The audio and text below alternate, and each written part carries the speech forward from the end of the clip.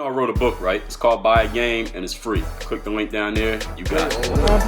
DreAllDay.com. Alright, so we back with another Dre Stories. I used to play for this traveling basketball team called the Harlem Ambassadors, like in a couple years after I got out of college. And I know they changed things up since I played for them, but when I played for them, we used to have these 15-passenger van. It was like 8 or 9 people in our group. We had multiple groups. We had this 15-passenger van, and we would drive all around the country to play in our games. So we would drive from like Colorado, Wyoming, North Dakota, Texas, Arizona. It was crazy places, like in small towns in these cities. It wasn't like we was in the biggest city in these towns, in these states. We was going to like small towns and playing in these like games. If you don't know, if you heard of the Harlem Globetrotters, I heard of Harlem Globetrotters. The Harlem Ambassadors is like the Costco version of the Harlem Globetrotters. So anyway, this is a team that I played for a couple years out of college, trying to get my career going. So anyway, we would drive these 15-passenger vans, and since it was 8 or 9 of us in the group, we would actually take turns driving the van. So every time we had a trip, like a long trip to drive, we would be in a rotation as to whose turn it was to drive.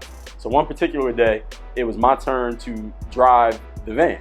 And we was driving somewhere crazy. It was from like somewhere in southern Colorado down to somewhere in Texas. It was like a 7-hour drive we had to do. And our team manager, he was also a player. He would have a map. And mind you, this is before we had maps on our phones. So he had an actual map, a physical map, paper map in his lap. He's sitting in the passenger seat and he would navigate. So he'd be like, all right, the exit is coming up right here. You know, we're going to get off right here. All right, we need gas, pull over at this next rest stop, stuff like that. He wouldn't usually drive, but he would be the navigator. So I'm driving the van one time, and this van, any of you that never drove a 15-passenger van, them things are it's harder to get them to stop than it is to get a car to stop. So if you used to drive in a car and you know when you need to slam on the brakes, you can put it on at a certain distance and the car is going to stop. But a 15-passenger van, you got to put on the brakes a whole lot earlier to slow the van down. And that should kind of give you some foreshadowing as to what happened here. So we ride in the 15-passenger van on the highway one time. And the team manager, he's in the passenger seat. I'm driving this time in particular. And he says, yo, you got to get off at this exit coming up. There's an exit coming up, you got to get off. Now, depending on who you ask, he either said it too late for me to get over, or he said it plenty of time and I just wasn't paying attention. Whatever reason, I was still all the way in the left lane when it was time to get to the exit. He was like, no, we just missed the exit, Dre. I'm like, oh shit, all right, we got to get off.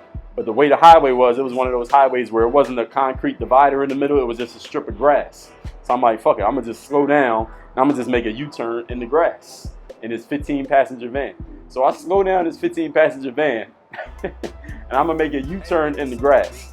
But I slowed down, I guess maybe too abruptly, and there was a car behind us that I guess he wasn't fully alert. So when I slowed down, he was about to run into the back of us, so he swerved around us to make sure he didn't run into the back of us, rides by us on the left side. Mind you, I'm in the left lane. He rides by us on the left side in the grass. His passenger side view mirror hits our van and falls off of his car. So he loses the passenger side view mirror off his car, and he didn't even stop driving. He just kept going.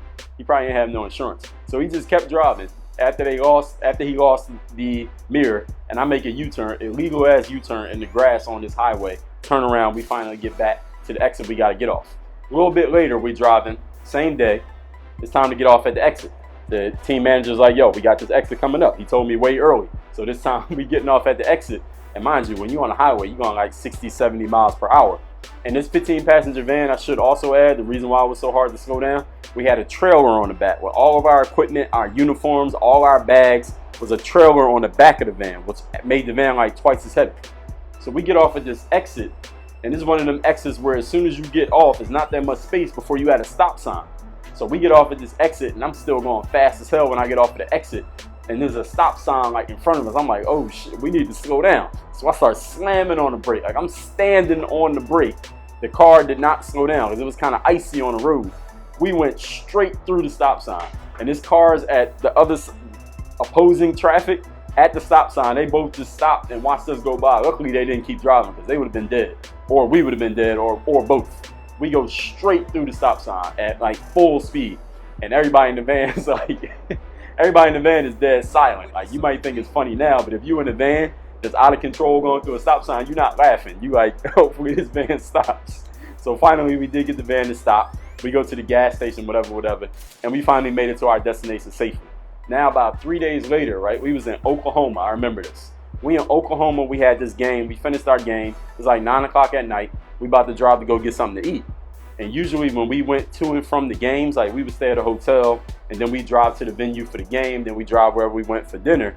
Our team manager would do all the driving once we got into a city, like the short drives around the city, he would do the driving. So after the game, he's driving us. We got to go to this place for dinner. And it's not at the same place we played at. And we got to go down this hill. But mind you, it's like March.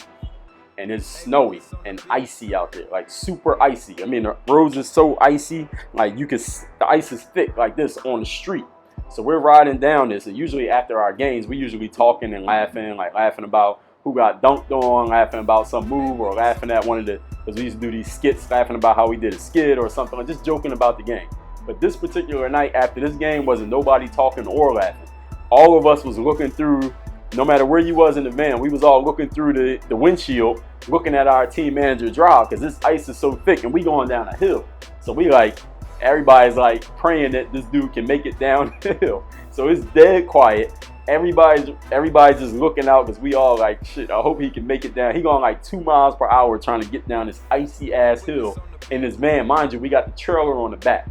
So everybody's dead quiet, nobody's saying nothing. Then finally this dude on the team, this dude named Terry, yells out from the back, "Yo, let Dre drive." And everybody starts cracking up. And everybody started cracking up laughing. But luckily, since I'm here right now, we made it. Shout out to the Harlem Ambassadors. Work on your game.